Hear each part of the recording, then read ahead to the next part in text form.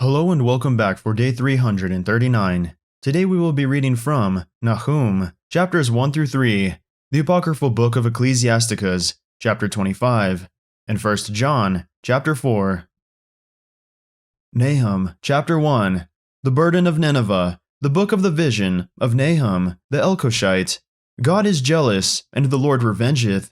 The Lord revengeth, and is furious. The Lord will take vengeance on his adversaries, and he reserveth wrath for his enemies. The Lord is slow to anger, and great in power, and will not at all acquit the wicked. The Lord hath his way in the whirlwind and in the storm, and the clouds are the dust of his feet. He rebuketh the sea, and maketh it dry, and drieth up all the rivers. Bashan languisheth, and Carmel, and the flower of Lebanon languisheth. The mountains quake at him, and the hills melt, and the earth is burned at his presence, yea, the world, and all that dwell therein. Who can stand before his indignation, and who can abide in the fierceness of his anger? His fury is poured out like fire, and the rocks are thrown down by him. The Lord is good, a stronghold in the day of trouble, and he knoweth them that trust in him. But with an overrunning flood he will make an utter end of the place thereof, and darkness shall pursue his enemies. What do ye imagine against the Lord? He will make an utter end. Affliction shall not rise up the second time. For while they be folden together as thorns, and while they are drunken as drunkards, they shall be devoured as stubble fully dry. There is one come out of thee that imagineth evil against the Lord, a wicked counselor. Thus saith the Lord, though they be quiet, and likewise many, yet thus shall they be cut down, when he shall pass through. Though I have afflicted thee, I will afflict thee no more. For now I will break his yoke from off thee, and will burst thy bonds in sunder. And the Lord hath given a commandment concerning thee, that no more of thy name be sown. Out of the house of thy gods will I cut off the graven image, and the molten image. I will make thy grave, for thou art vile. Behold upon the mountains the feet of him that bringeth good tidings, that publisheth peace. O Judah, keep thy solemn feasts, perform thy vows, for the wicked shall no more pass through thee. He is utterly cut off. Nahum, chapter 2. He that dasheth in pieces is come up before thy face. Keep the munition, watch the way, make thy loins strong, fortify thy power mightily. For the Lord hath turned away the excellency of Jacob, as the excellency of Israel, for the emptiers have emptied them out, and marred their vine branches. The shield of his mighty men is made red. The valiant men are in scarlet. The chariots shall be with flaming torches in the day of his preparation, and the fir trees shall be terribly shaken. The chariots shall rage in the streets. They shall justle one against another in the broad ways. They shall seem like torches. They shall run like lightnings. He shall recount his worthies. They shall stumble in their walk. They shall make haste to the wall thereof, and the defense shall be prepared. The gates of the rivers shall be opened, and the palace shall be dissolved. And Huzzab shall be led away captive. She shall be brought up, and her maids shall lead her, as with the voice of doves, tabering upon their breasts. But Nineveh is of old, like a pool of water, yet they shall flee away. Stand, stand, shall they cry, but none shall look back. Take ye the spoil of silver, take the spoil of gold, for there is none end of the store, and glory out of all the pleasant furniture. She is empty, and void, and waste, and the heart melteth, and the knees smite together, and much pain is in all loins, and the faces of them all gather blackness. Where is the dwelling of the lions, and the feeding place of the young lions?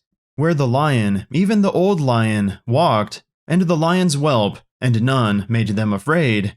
The lion did tear in pieces enough for his whelps, and strangled for his lionesses, and filled his holes with prey, and his dens with ravin. Behold, I am against thee, saith the Lord of hosts. I will burn her chariots in the smoke, and the sword shall devour thy young lions, and I will cut off thy prey from the earth, and the voice of thy messengers shall no more be heard. Nahum, chapter 3. Woe to the bloody city! It is all full of lies and robbery. The prey departeth not, the noise of a whip, and the noise of the rattling of the wheels, and of the prancing horses, and of the jumping chariots. The horseman lifteth up both the bright sword, and the glittering spear, and there is a multitude of slain, and a great number of carcasses, and there is none end of their corpses. They stumble upon their corpses, because of the multitude of the whoredoms of the well-favored harlot, the mistress of witchcrafts, that selleth nations through her whoredoms, and families through her witchcrafts. Behold, I am against thee, saith the Lord of hosts, and I will discover thy skirts upon thy face, and I will shew the nations thy nakedness, and the kingdoms thy shame. And I will cast abominable filth upon thee, and make thee vile, and will set thee as a gazing stock. And it shall come to pass, that all they that look upon thee shall flee from thee, and say, Nineveh is laid waste, who will bemoan her? Whence shall I seek comforters for thee? Art thou better than populous No, that was situate among the rivers, that had the waters round about it, whose rampart was the sea, and her wall was from the sea? Ethiopia and Egypt were her strength, and it was infinite. Put and Luvim were thy helpers, yet was she carried away, she went into captivity. Her young children also were dashed in pieces at the top of all the streets, and they cast lots for her honorable men, and all her great men were bound in chains. Thou also shalt be drunken, thou shalt be hid. Thou also shalt seek strength because of the enemy. All thy strongholds shall be like fig trees with the first striped figs. If they be shaken, they shall even fall into the mouth of the eater. Behold, thy people in the midst of thee are women. The gates of thy land shall be set wide open unto thine enemies. The fire shall devour thy bars. Draw thee waters for the siege. Fortify thy strongholds. Go into clay, and tread the mortar. Make strong the brick kiln. There shall the fire devour thee. The sword shall cut thee off. It shall eat thee up like the cankerworm. Make thyself many as the cankerworm. Make thyself many as the locusts. Thou hast multiplied thy merchants above the stars of heaven. The cankerworm spoileth, and flieth away. Thy crowned are as the locusts, and thy captains as the great grasshoppers, which camp in the hedges in the cold day. But when the sun ariseth, they flee away, and their place is not known where they are. Thy shepherds slumber, O king of Assyria. Thy nobles shall dwell in the dust. Thy people is scattered upon the mountains, and no man gathereth them. There is no healing of thy bruise, thy wound is grievous. All that hear the bruit of thee shall clap the hands over thee. For upon whom hath not thy wickedness passed continually? The Apocryphal Book of Ecclesiasticus, chapter 25. In 3 things I was beautified, and stood up beautiful both before God and men, the unity of brethren, the love of neighbors, a man and a wife that agree together. 3 sorts of men my soul hateth, and I am greatly offended at their life. A poor man that is proud, a rich man that is a liar, and an old adulterer that doteth. If thou hast gathered nothing in thy youth, how canst thou find anything in thine age? Oh, how comely a thing is judgment for gray hairs, and for ancient men to know counsel. Oh, how comely is the wisdom of old men, and understanding, and counsel to men of honor. Much experience is the crown of old men, and the fear of God is their glory. There be 9 things which I have judged in mine heart to be happy, and the 10th I will utter with my tongue. A man that hath joy of his children, and he that liveth to see the fall of his enemy. Well is him that dwelleth with a wife of understanding, and that hath not slipped with his tongue, and that hath not served a man more unworthy than himself. Well is him that hath found prudence, and he that speaketh in the ears of them that will hear. Oh, how great is he that findeth wisdom! Yet is there none above him that feareth the Lord. But the love of the Lord passeth all things for illumination. He that holdeth it, whereto shall he be likened? The fear of the Lord is the beginning of his love, and faith is the beginning of cleaving unto him. Give me any plague but the plague of the heart, and any wickedness but the wickedness of a woman, and any affliction but the affliction from them that hate me, and any revenge but the revenge of enemies. There is no head above the head of a serpent, and there is no wrath above the wrath of an enemy. I had rather dwell with a lion and a dragon than to keep house with a wicked woman. The wickedness of a woman changeth her face, and darkeneth her countenance like sackcloth. Her husband shall sit among his neighbors, and when he heareth it, shall sigh bitterly. All wickedness is but little to the wickedness of a woman. Let the portion of a sinner fall upon her. As the climbing up a sandy way is to the feet of the aged, so is a wife full of words to a quiet man. Stumble not at the beauty of a woman, and desire her not for pleasure. A woman, if she maintain her husband, is full of anger, impudence, and much reproach. A wicked woman abateth the courage, maketh an heavy countenance, and a wounded heart. A woman that will not comfort her husband in distress maketh weak hands and feeble knees. Of the woman came the beginning of sin, and through her we all die. Give the water no passage, neither a wicked woman liberty to gad abroad.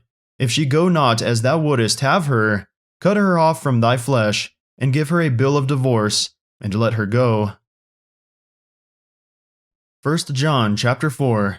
Beloved, believe not every spirit, but try the spirits whether they are of God, because many false prophets are gone out into the world. Hereby know ye the Spirit of God.